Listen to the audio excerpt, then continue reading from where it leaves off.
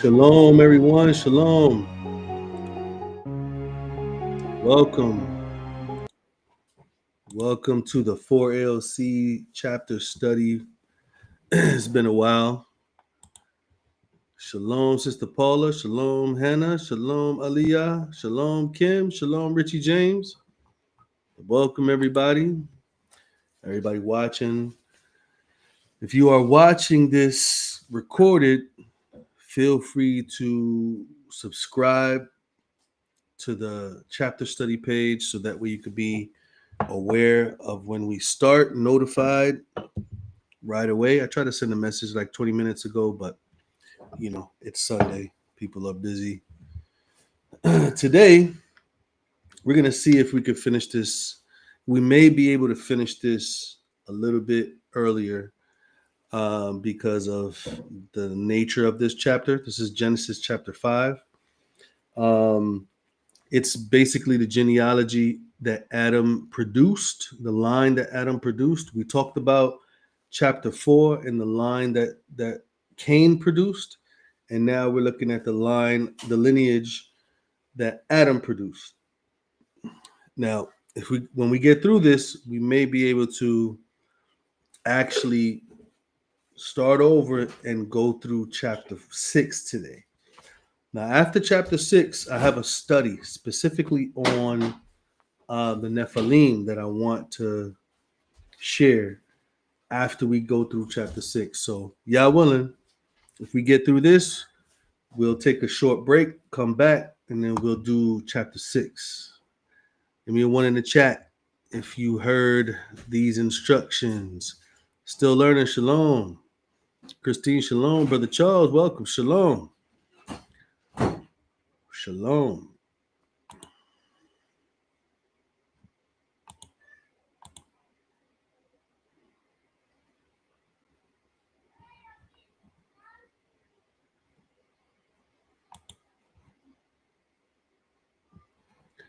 All right.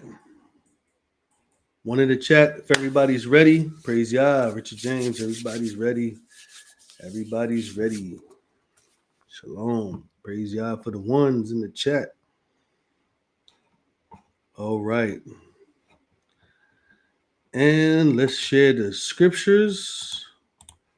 And let's get right into it.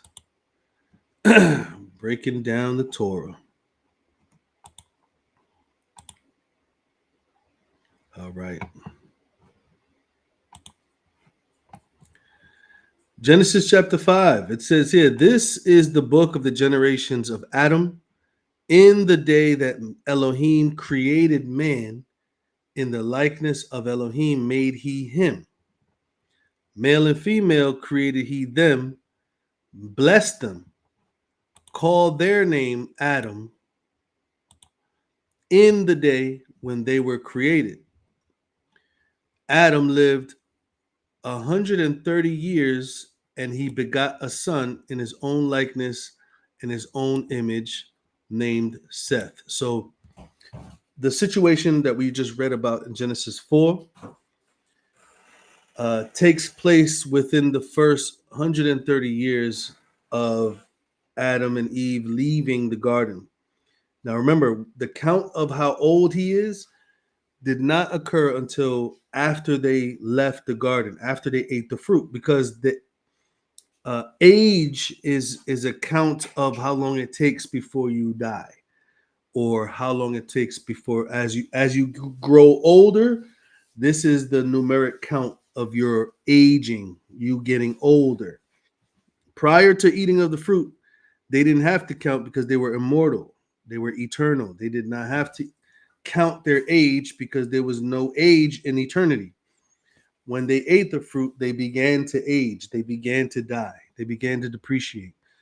So 130 years from the time that he ate the fruit to the time that he had Seth. So that means the situation with Cain and Abel occurred, that whole situation in Genesis chapter 4. So it says here in verse 4, Adam, after he had begotten Seth, was 800 years. It was 800 years.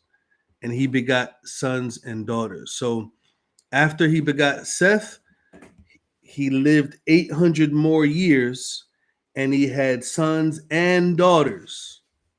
I want us to remember that. He begot sons and daughters.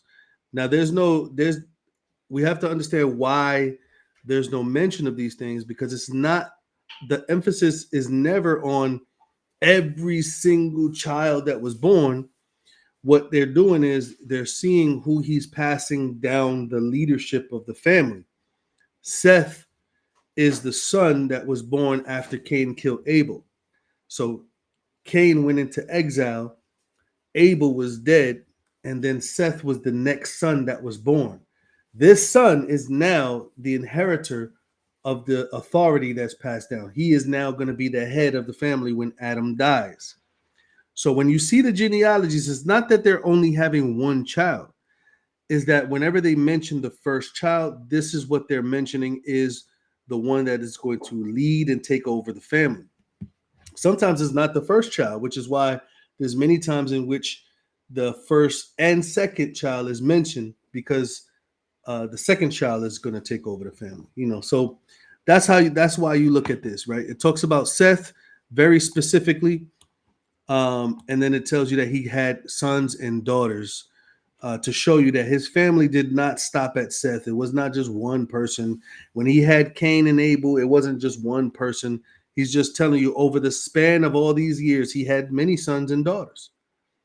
But Seth was the one that was going to lead the family. All the days of Adam was 930 years, and then he died. Seth lived 105 years, and that's when he had a son named Enos. Seth lived after he had Enos 807 more years, and he begot sons and daughters. So you see the pattern. I want you to see the pattern when you're reading this. It's not that there's nobody else around, is that there's not a necessity to talk about every single person in the family when he's just talking about the next generation of headship in the family. Enos, I want to go back to chapter 4 real quick just to emphasize on why Enos is so important. Because in chapter 4, at the end of chapter 4, it says, and to Seth he bore a son, he called his name Enos, and then it says, and then men began to call upon the name of Yahuwah. This is something very important so you could distinguish between the two lines. These are the men that were calling on the name of Yahuwah. Cain, the men that was in earlier in chapter 4, Cain's line did not call on the name of Yahuwah.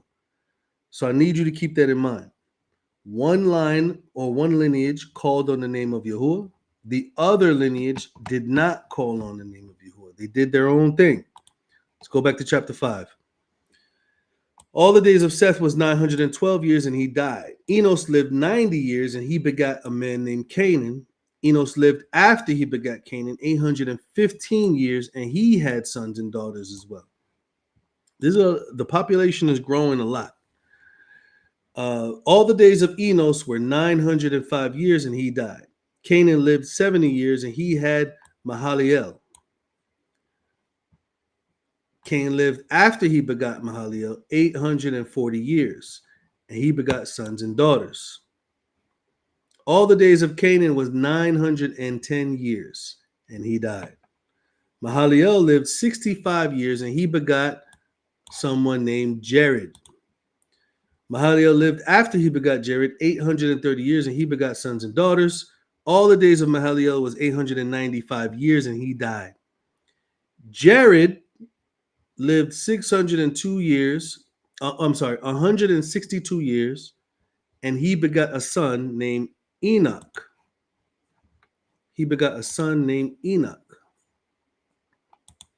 All right, we're about to get into Enoch. Jared lived after he begot Enoch 800 years, and he begot sons and daughters. All the days of Jared was 962 years, and he died. Now, this is an interesting statement here, right? Enoch lived 65 years, and he begot Methuselah. So Enoch is Methuselah's father, right? And then it says this very interesting statement. Enoch walked with Elohim after he begot Methuselah 300 years, and he begot sons and daughters.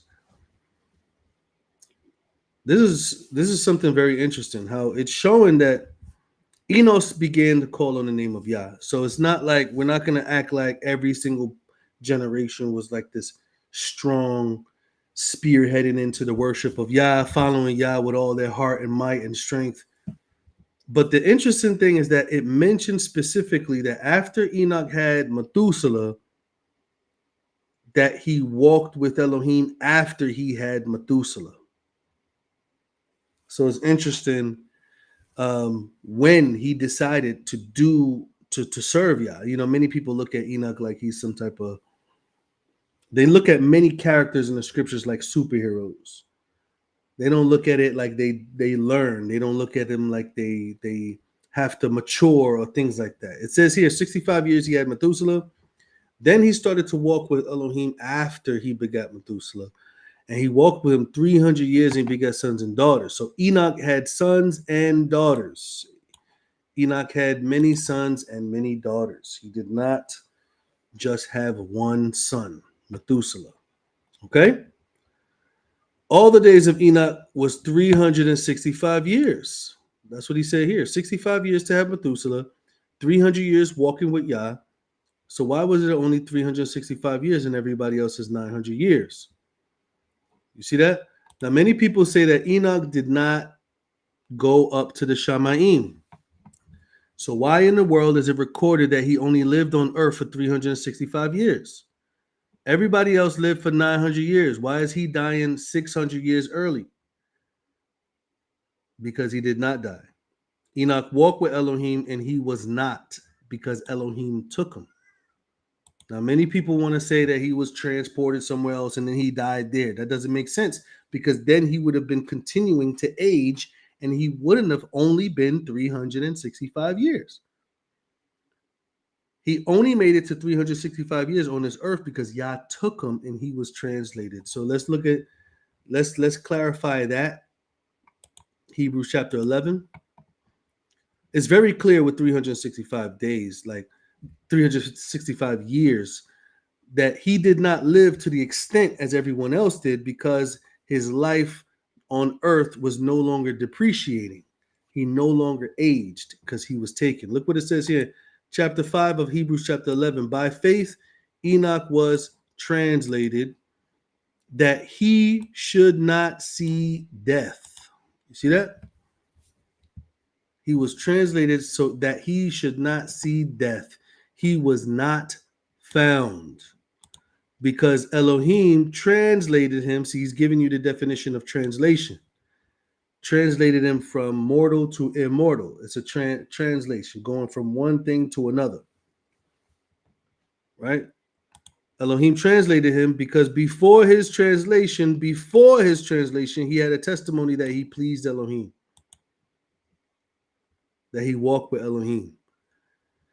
Now, what does it mean that he pleased Elohim? It says here, without faith, it's impossible to please him, right? Without faith, it's impossible to please him. So Enoch had faith, but not only did he have faith, this is what was in Enoch's mind.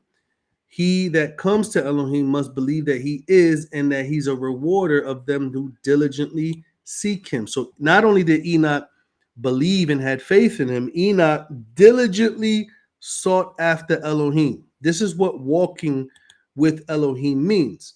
Walking with Elohim means that he diligently sought after Elohim by faith. And when he did that, he was translated that he should not see death. So you're going to hear a lot of information, a lot of people talking about how he was transferred to some other place and died there. This is false. This is not what Moses says. This is not what the writer of the book of Hebrews said. Which writer? Where did the writer get that detailed info? Which one? What detailed info?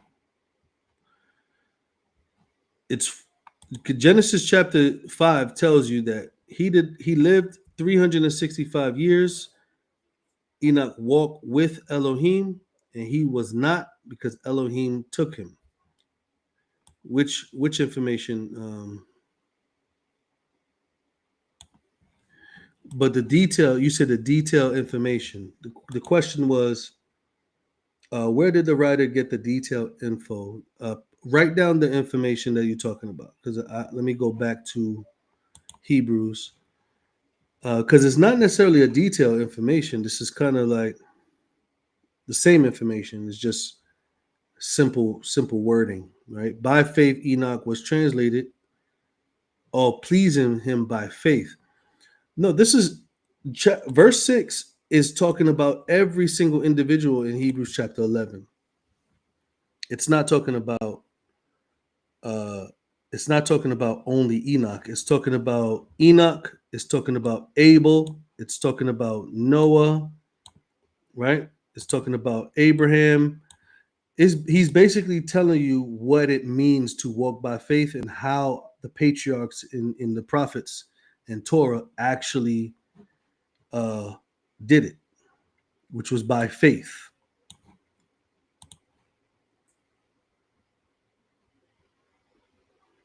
They feared Yah. They feared Yah and they kept his commandments and they walked according to his ways. So we should see that with every patriarch, with every prophet that we see walked in righteousness. It says here, without faith, it's impossible to please Yah. Can you please Yah without faith? Can you please Yah without believing in him? You can't. So if Enoch pleased Yah, the reason why they assume he pleased Yah is because Yah took him. He walked with Yah and Yah took him.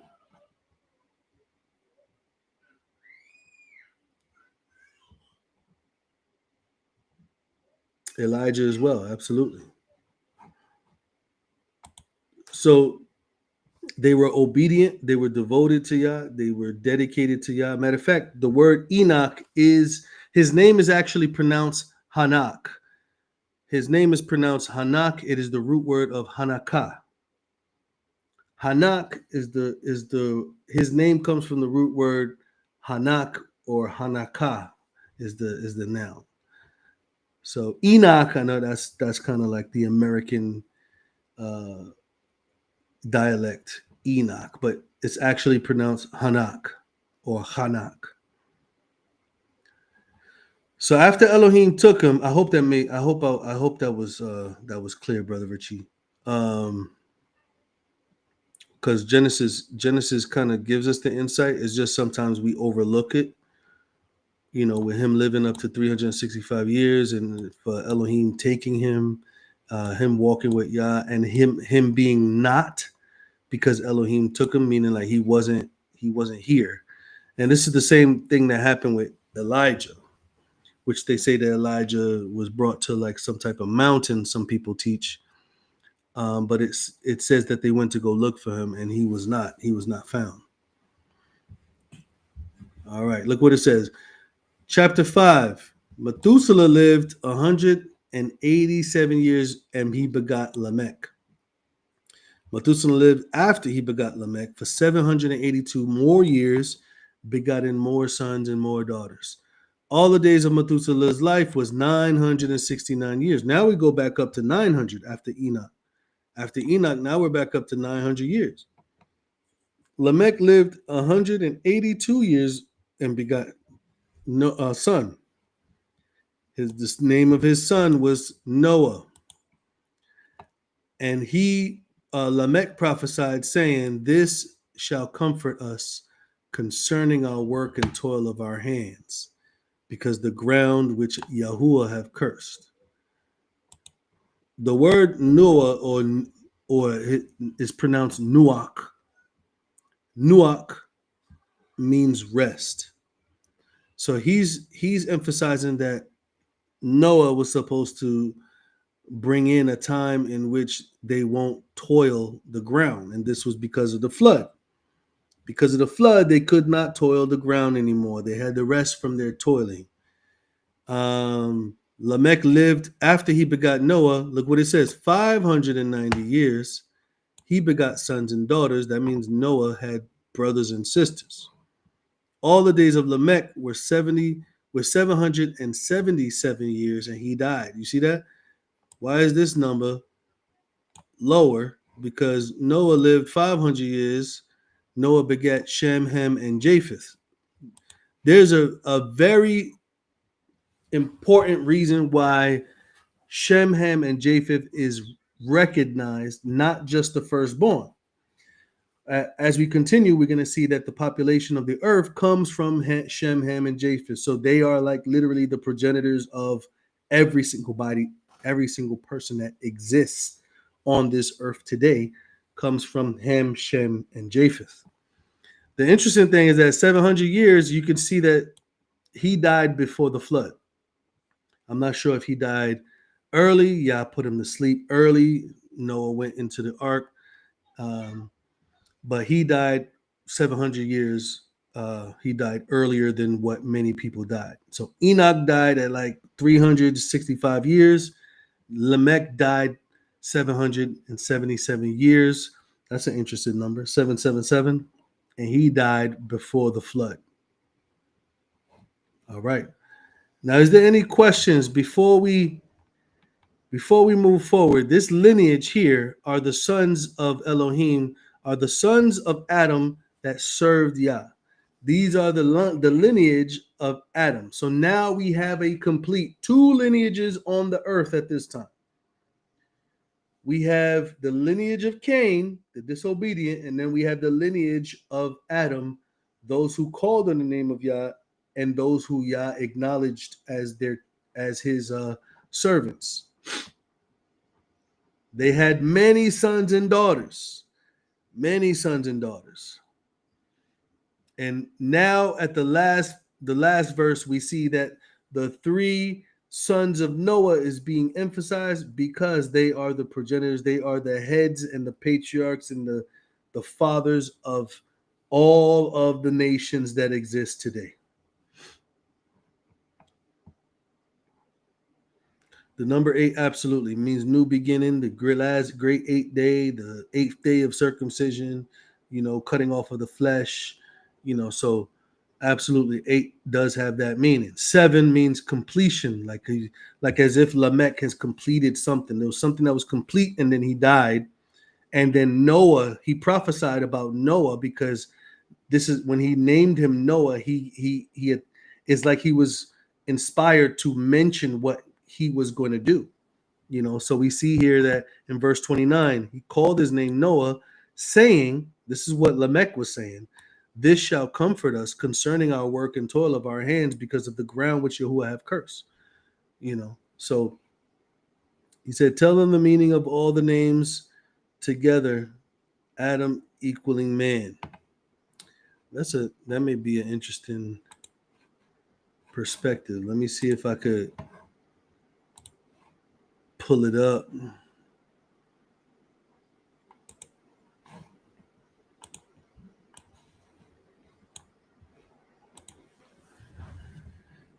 Anybody has any questions, put it in the chat, because we may take a short break, come back and do chapter 6. And then the next time that we meet, we're going to be doing a study on the Nephilim the next time that we come together.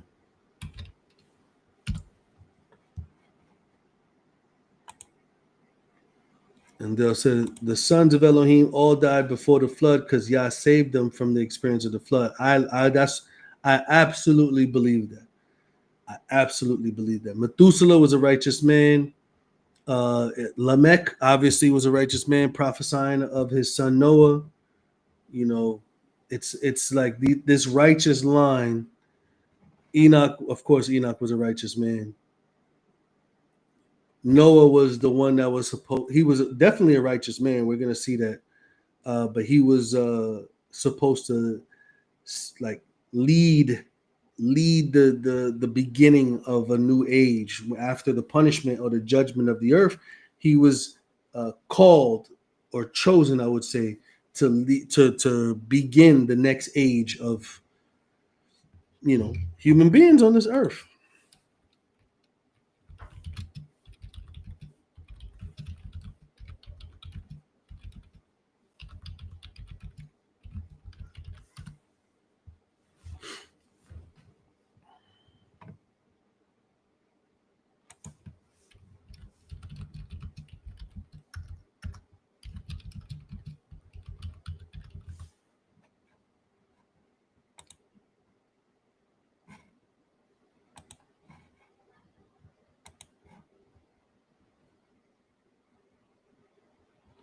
All right. So I know that they say things a little bit different. So I'm gonna say all the firstborns, right? Man, I'm about to I'm about to read it, man. Let me post it in the chat.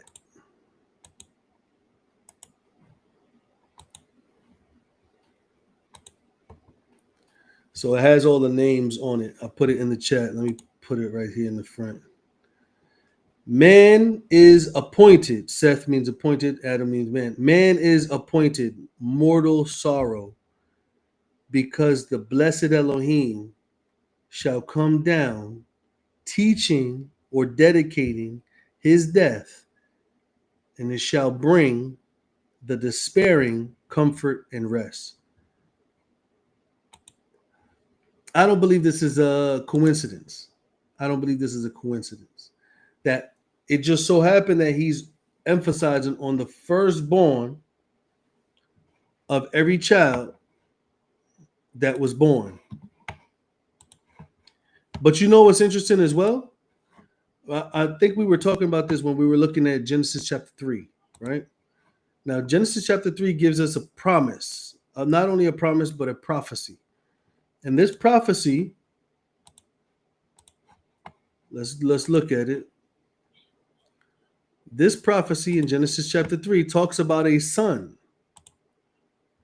I will put enmity between you and the woman, between your seed and her seed. It shall bruise your head, you shall bruise his heel. Talking about one seed, okay? It shall bruise his heel. So after this promise, the heads of the line, the firstborn that keeps on being born, there's an emphasis on the firstborn. Why? Because they are looking for this promise. They are looking for this seed to be born and accomplish this task. So when we're looking at the names of all the firstborn, they is not it's not far-fetched that they named the children not like they knew the line. I believe it's an inspiration. I believe that they were inspired to do this, or they went through an experience in which Yah was bringing them to an experience to describe this situation. And Noah was like a type of rest. The ark, the ark being the conduit in which people could be saved. You know what I mean? So it's very interesting how you have this ark, and let me put this in your ear for a second. You have this ark, and then you have in the ark, you have clean and unclean animals in the ark, and then it's interesting that these animals are saved. Animals, clean and unclean, all together. And then it's interesting that Peter gets a vision of a blanket with clean and unclean animals, and Yah is referring to people, right? He's referring to people not being unclean because man says they're unclean. You see what I'm saying? So it's talking about man being created exactly the way that they were created to be. So it's just interesting how the ark is like the tool or the conduit to save, and then you have all these clean and unclean animals, and then right before the message goes out to the nations, he gives Peter a vision of all these animals and tells him not to discriminate between the ones that he created to be clean. So it's just a thought to keep in our heads. But this is an interesting statement. Man is appointed mortal sorrow, but the blessed Elohim shall come down, teaching and dedicating that his death shall bring the despairing comfort and rest. Praise Yah. Praise Yah. This is all talking about the seed in Genesis 3:15. So praise Yah. Is there any more questions before we move forward? We see Moses and Elijah make an appearance in Matthew chapter 17:3. Enoch is where they are in the Shamayim. is where they are in the Shamayim. I mean, yeah, of course, most likely. Of course, most likely. I think the emphasis on Moses and Elijah is a little bit different than the emphasis on Enoch. I think the emphasis on Enoch and Methuselah, I think the issue with Methuselah being Noah's grandfather, being the one to kind of lead his family into the, I would say, into their calling, right? So Enoch teaching his son Methuselah to teach Jared, which then teaches Noah. The line, just like how Yah chose Joseph to raise Yahushua, because he knew that this righteous man was going to lead him. So Enoch, I don't think Enoch necessarily has a perspective. Like, let me show you. The perspective of Elijah and Moses is talking about the mission of humanity, like the issue of what Yah has given to humanity. Let me show you. Matthew chapter 17, you see Moses and Elijah.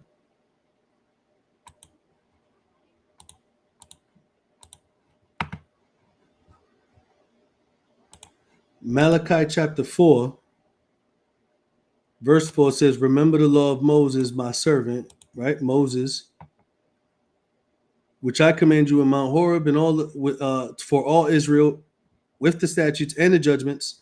And behold, I will send you Elijah the prophet. So you see Moses and Elijah right here being emphasized on once again. Moses and Elijah before the coming of the great dreadful day of Yahuwah. And he shall turn the hearts of the fathers to the children and the heart of the children to the fathers, lest I come and smite the earth with a curse. And then you have, this is an interesting thing too. Watch this, guys. Watch this interesting correlation. So you see Moses and Elijah here.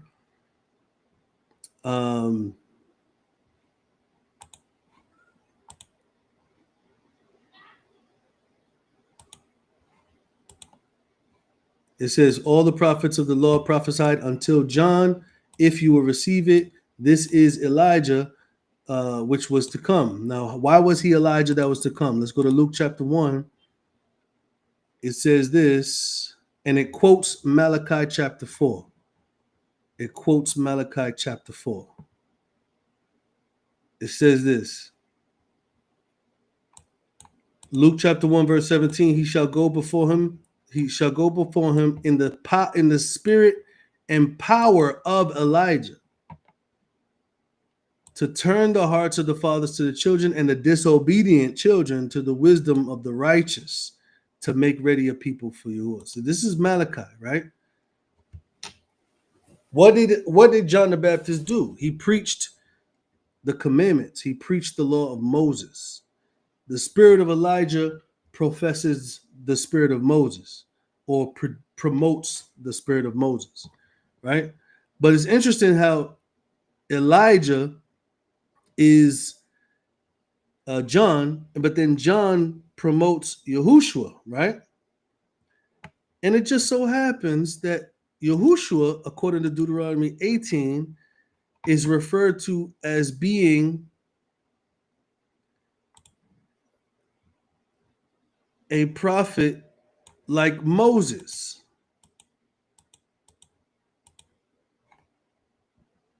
Let me highlight this so that way it could be, I got a lot of highlights now all of a sudden. You see that? So the prophet from among the brethren will be like Moses. Yahushua is Moses and John is Elijah. Moses and Elijah once again. And then we see that in the last days, we're going to have the spirit of Moses and the spirit of Elijah again to finish the work before the great and dreadful day of Yahuwah.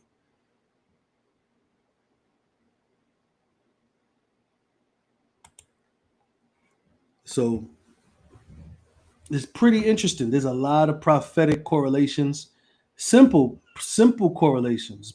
When you're looking at Moses and Elijah, Moses and Elijah, Moses and Elijah, Enoch is not involved in that profession, right? It's not something that's going to. Enoch's situation was a special situation, so we can't like just correlate that. You know, a lot of people thought that the two witnesses was Enoch and Moses, but that's not true. The description is fire coming down from the Shamayim, which is what Elijah did when he prayed. So the prayer of the righteous bringing fire down, and then you got Moses, the prayer of a righteous man turning the water into blood. So I hope that this is just a little bit clear. Genesis chapter 3:15, all of the firstborn sons were supposed to be, I would say, dedicated so they can actually fulfill that destroying of the serpent, and basically the bruising of that son was supposed to bring in the salvation or the healing of everyone else.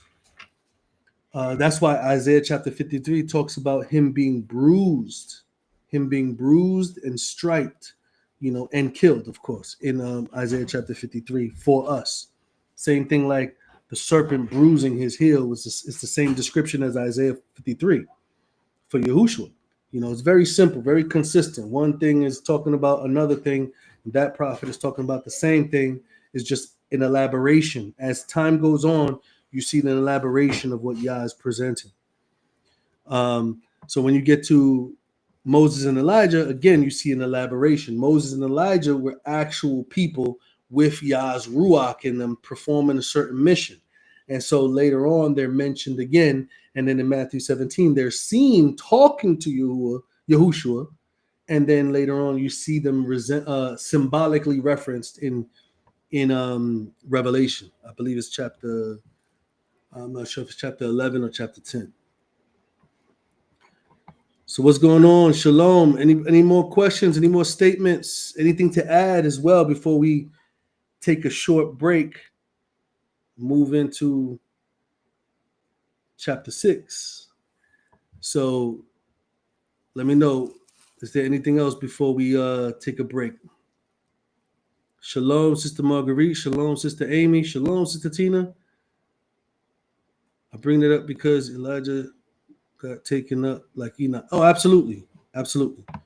He definitely got taken up. I don't know the description of Enoch being taken up, but he definitely was taken up. And I'm going to use the word that's in the scriptures. Translated, it means transferred from mortality to immortality. I know many people say, oh, no, transferred from one place to another. No, that's true as well. But mortality to immortality. He never saw death because he was taken. That's just the bottom line. So yes, Elijah was taken up. Moses died and he was raised, so he had a special raising. Jude talks about that. He says that Michael and the adversary had a dispute over his body, whether to reward him or whether to give him over to keep him in death. And the adversary was disputing him, like, what are you doing? Why are you doing that for him? And the angel or the messenger said, Yahuwah rebuke you. He didn't even have no conversation with this guy. He's just like, you have no idea. You have no idea. Keep quiet. So praise Yah. With that being said, we are going to take a few minutes. I'm going to log out and I'm going to come back and I'm going to say, I'm going to come back in 10 minutes. And I'm going to log back in and go live again. And we are going to go through this. When I close, please feel free, share the video, tell people to subscribe to the chapter study so everybody could be involved in going line upon line, literally line upon line. All right? Praise Yah. I'll be right back, guys. Shalom.